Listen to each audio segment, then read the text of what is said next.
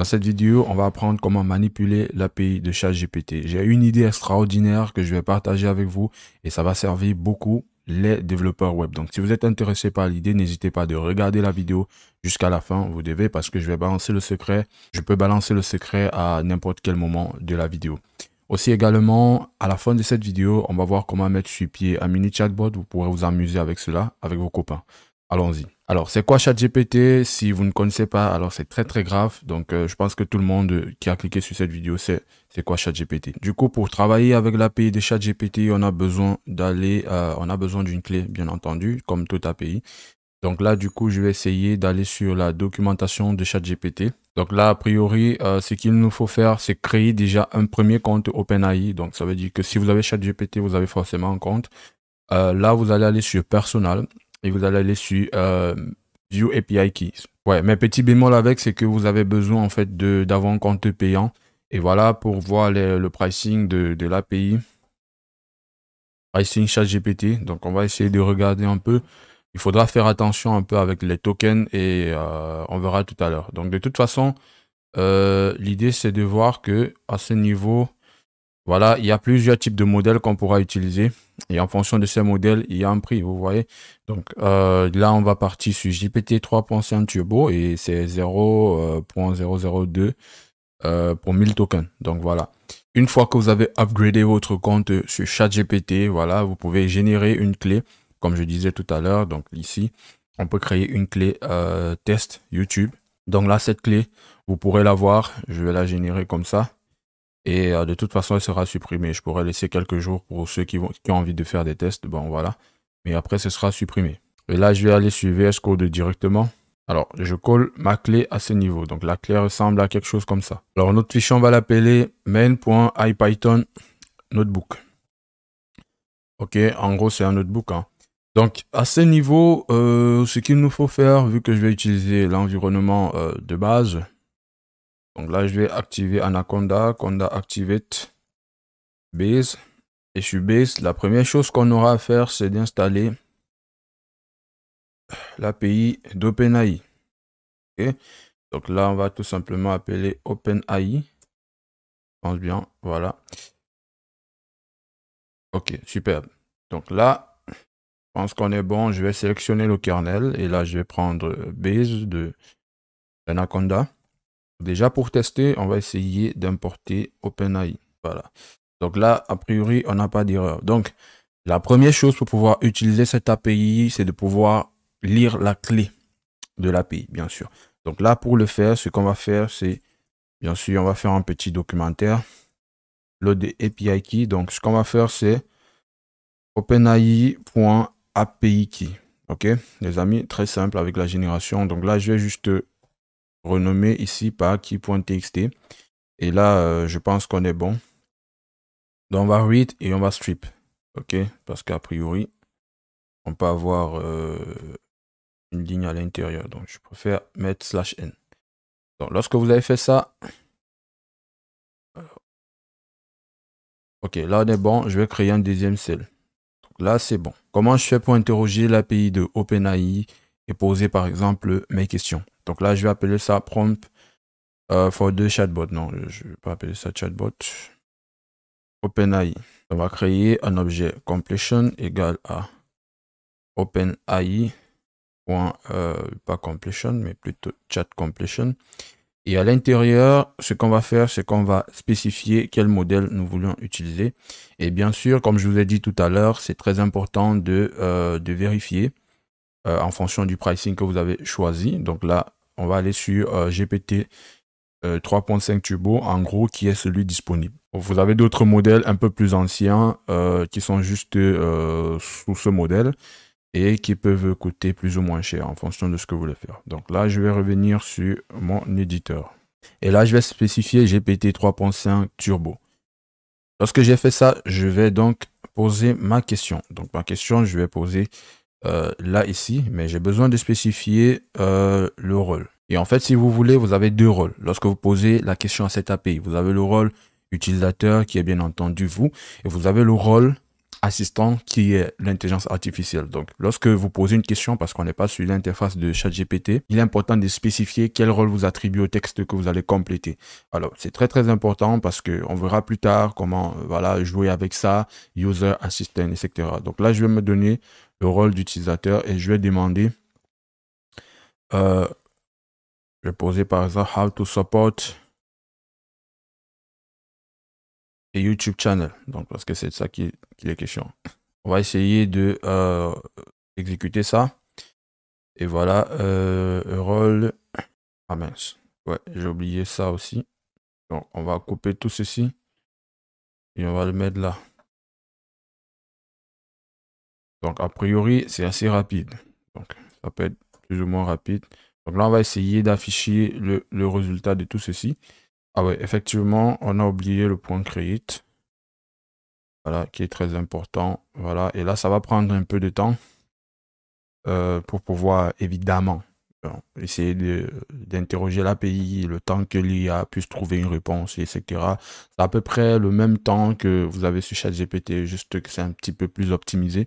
Et en fonction du modèle que vous allez choisir, ça va être plus ou moins rapide, etc. Donc là, ça nous a pris 21 secondes. Et là, je pense qu'on peut effectivement voir l'objet. Félicitations, vous venez justement d'avoir votre premier résultat avec un requêtage avec l'API ChatGPT.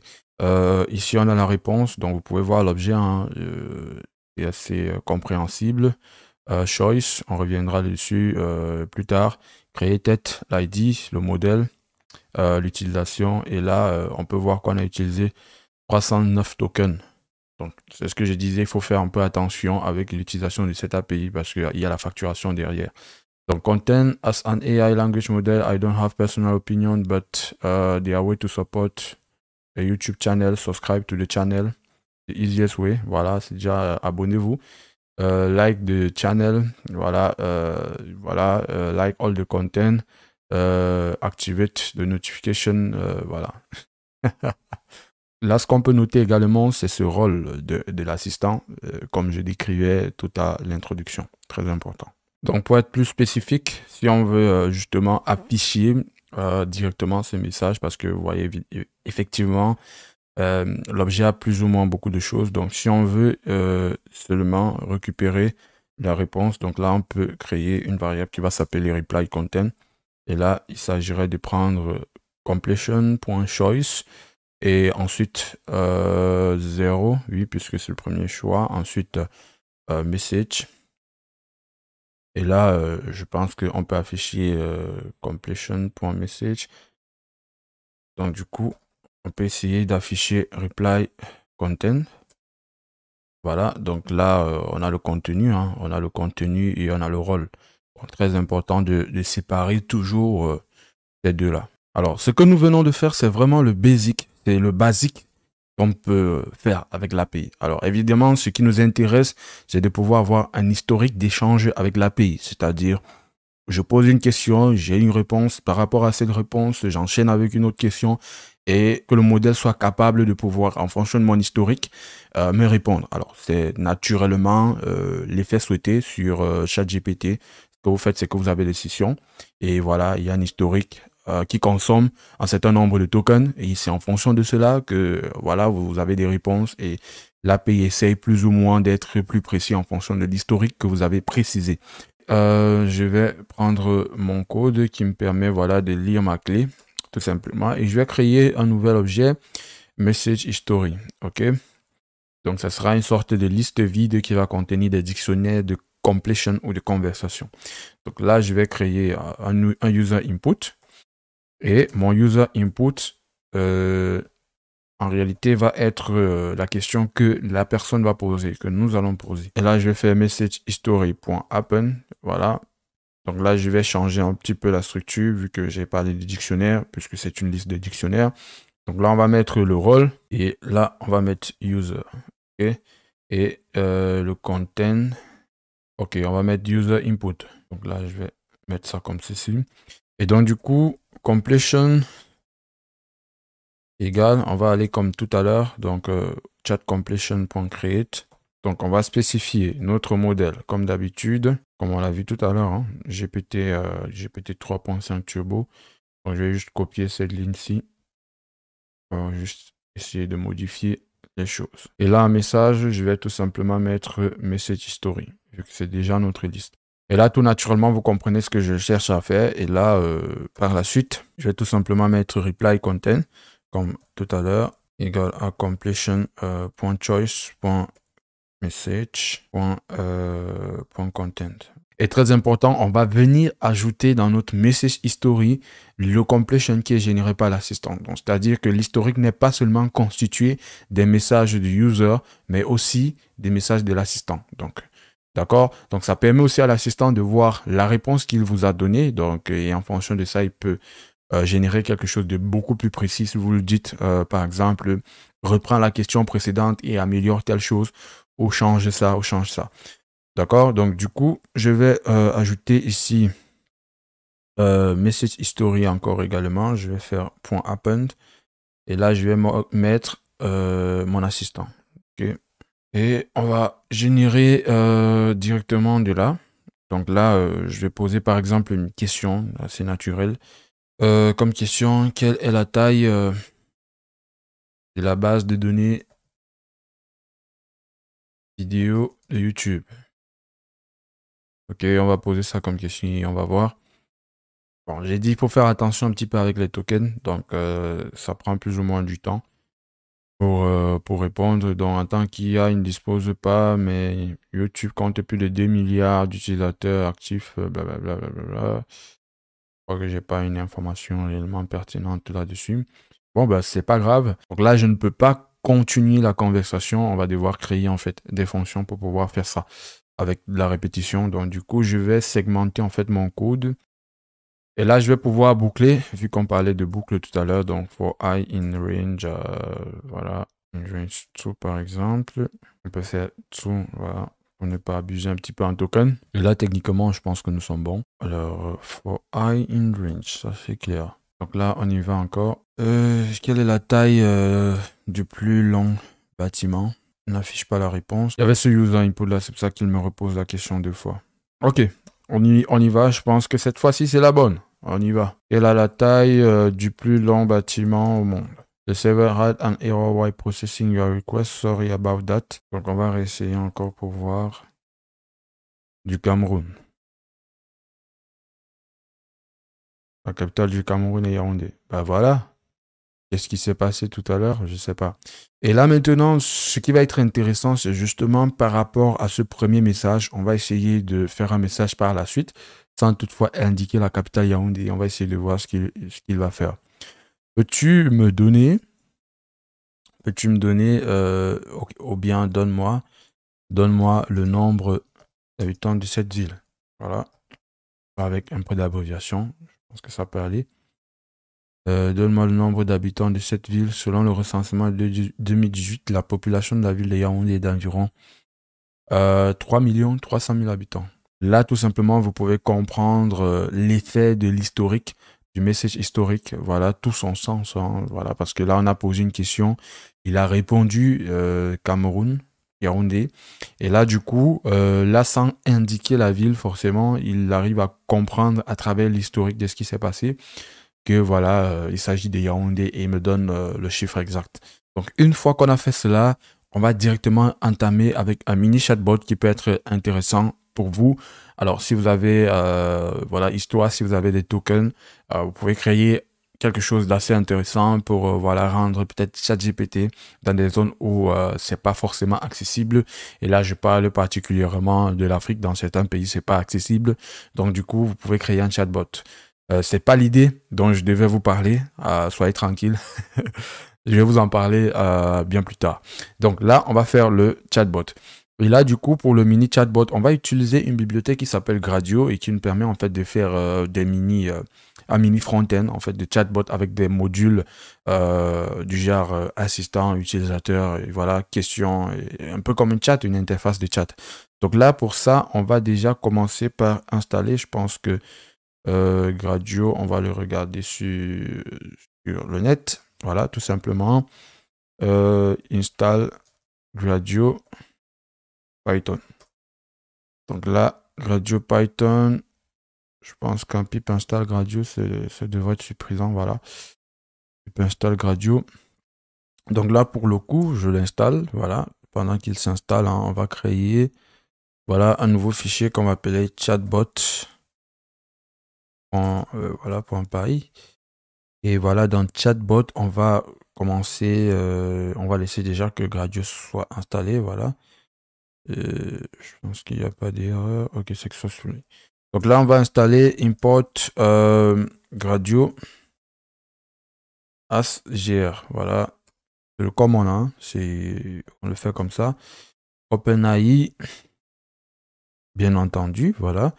Et là, on va copier notre fameuse ligne qui nous permet à chaque fois de lire notre clé. Alors, pour le coup, je vais vous expliquer quelque chose en fait. Lorsque vous utilisez ChatGPT, pour votre API, vous pouvez vraiment le spécifier pour un contexte particulier.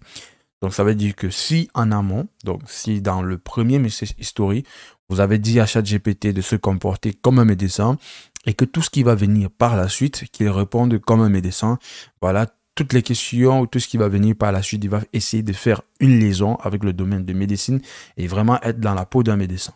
Donc, ça veut dire que si je veux, par exemple, que tout ce que je vais l'envoyer comme sujet par la suite, qu'il me génère des blagues. Donc déjà très tôt, dans mon message history, je vais lui dire de considérer qu'il a un bot de blagues, de jokes, tous les thèmes que je vais devoir envoyer par la suite qui me génèrent des blagues. Donc pour le coup, je vais créer le premier dictionnaire. Donc là, je vais mettre le rôle. Et là, je vais mettre user. Ok, bien. Et ici, je vais lui dire, tu es un bot de blague, par exemple. Et je vais préciser le sujet dans mes messages. Et tu dois répondre par une blague. Voilà.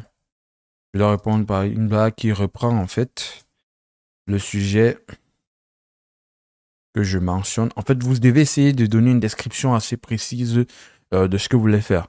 Donc, qui mentionne dans mes messages. Qui reprend le sujet que je mentionne. Le sujet que j'ai mentionné. En fait, que j'ai mentionné.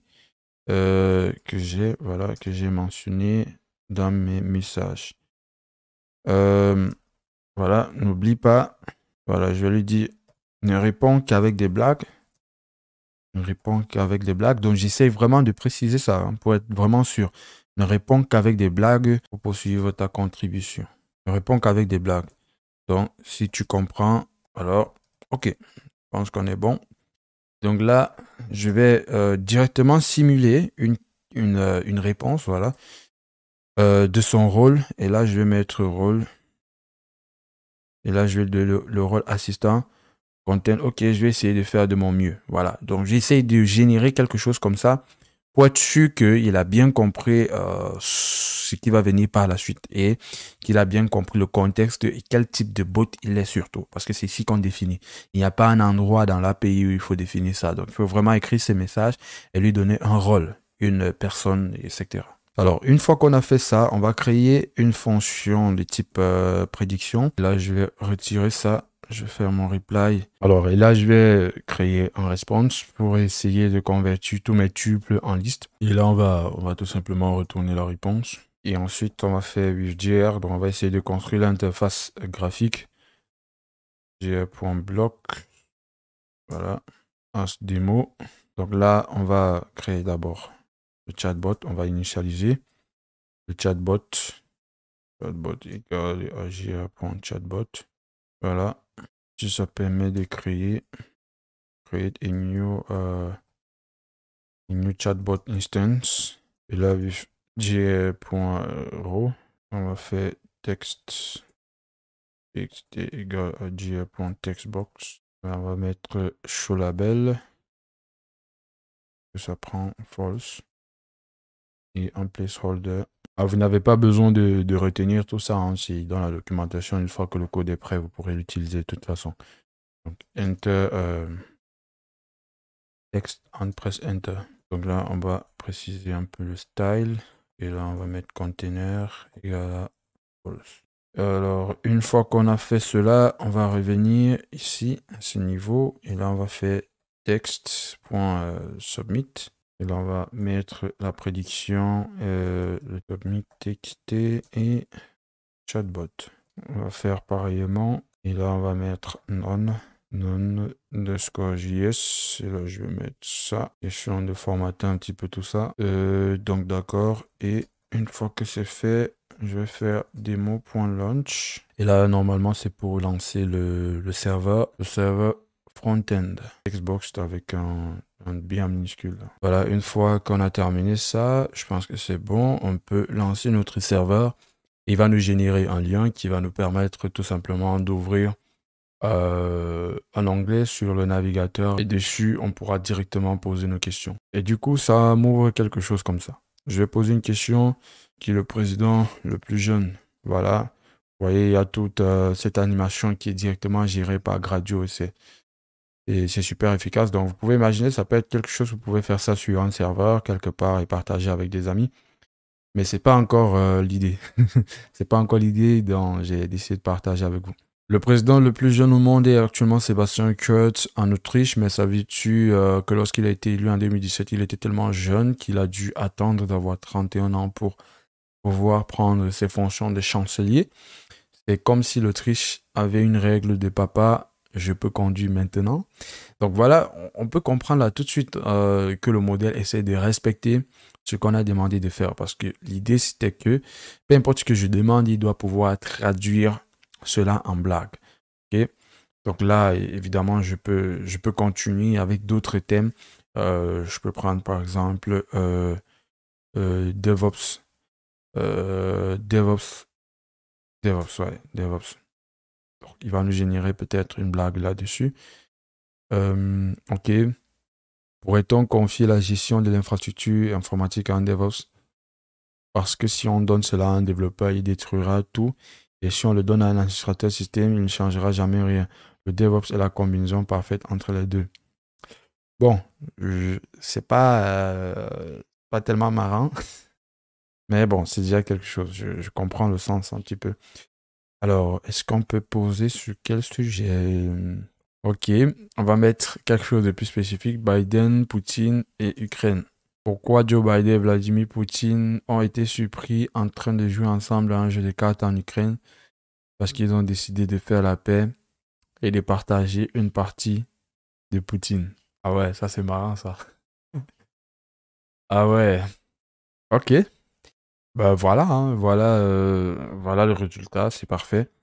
Là, on peut revenir sur notre serveur et à chaque fois, voilà, on peut voir le petit print que j'ai juste ajouté là, qui me permet de voir en fait la réponse à chaque fois, le reply content. Ok.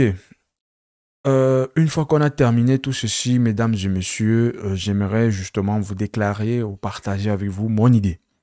Mon idée d'utilisation de ChatGPT pour les web développeurs. Alors, imaginez n'importe quel site web. Voilà, on a toujours une fonctionnalité qui permet de faire de la recherche.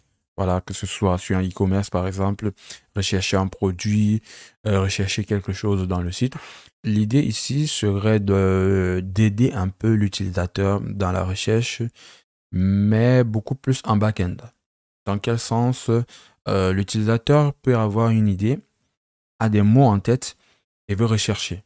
On a par exemple ce produit en base de données, mais il se trouve que les mots-clés de l'utilisateur ne correspondent pas ou voilà, c'est un peu abstrait. Alors, avec ChatGPT, ce que moi je pensais, l'idée ce serait déjà de faire comprendre à ChatGPT. Je prends le cas de l'e-commerce. Faire comprendre à ChatGPT que voilà, on a un e-commerce par exemple. Et dans le e-commerce, on va pouvoir par exemple lui renseigner les produits qu'on vend. Et une fois qu'il connaît tous les produits, donc il y a vraiment cet historique-là, il connaît tous les produits. Là, lorsqu'un client va faire une recherche, je prends par exemple une balle de tennis par exemple. Donc là, si l'utilisateur vient, je dis un peu n'importe quoi, si l'utilisateur tape stade de tennis, là, a priori, le stade de tennis n'existe pas dans notre base de données. Mais au lieu de faire juste une recherche par index qui est assez simple, on va aller poser d'abord la question à ChatGPT, stade de tennis. Et là, on va lui demander en back-end de ressortir, est-ce qu'il connaît parmi tous les produits dont on a déjà eu, est-ce qu'il connaît parmi tous les produits qu'on a déjà eu à le faire savoir qu'on avait, voilà, techniquement, est-ce qu'il y a un produit qui est proche de ce que le client veut? Et donc, du coup, s'il nous dit, voilà, parmi les 200 produits que nous avons en stock, il y a peut-être ces 5 produits qui s'apparentent à ce que voilà, l'utilisateur est en train de chercher. Là, du coup, on va pouvoir afficher à l'utilisateur une réponse beaucoup plus précise. Donc ça, c'était juste une idée qui m'est venue comme ça en tête. Question de rendre un petit peu intelligent la recherche dans nos différents sites Internet. Voilà, tout simplement. Donc, dites-moi ce que vous en pensez et puis on peut essayer de discuter là-dessus. Ça peut faire peut-être l'objet d'une petite implémentation. Donc, dites-moi ce que vous en pensez en commentaire et voilà, c'est tout les amis, hein. C'est tout pour cette vidéo. J'espère que j'en ferai beaucoup plus sur ChatGPT. Si vous voulez plus de contenu comme ça, n'hésitez pas à me le faire savoir. Likez cette vidéo. C'est très très important pour soutenir la chaîne les amis. Et on se retrouve dans une nouvelle vidéo. Ciao.